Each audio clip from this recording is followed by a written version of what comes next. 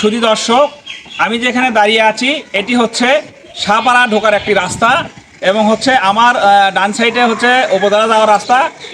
আর এই ডান সাইডে যেটা দেখতেছেন সেটা হচ্ছে উপজেলা যাওয়ার রাস্তা।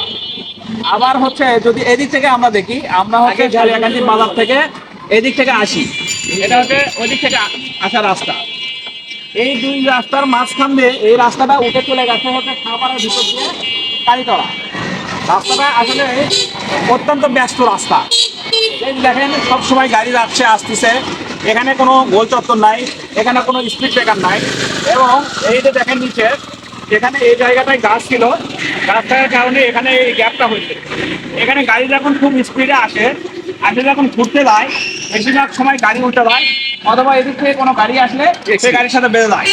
এরকম দেখা গেছে এই রাস্তা তৈরি হওয়ার পরে অন্তত 50টা দুর্ঘটনা ঘটছে। কিন্তু সিরিয়াস কোনো দুর্ঘটনা না ঘটার কারণে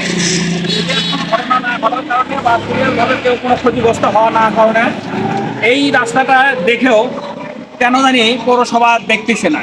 এই যে রাস্তা দেখেন গ্যাপটা, এই গ্যাপটায় যখন গাড়ি পরে একটু ঘুরন দিলে গাড়িটা উল্টে চলে যায়। এখন তো আসলে অটো গাড়িগুলো এটা বেশি হয়।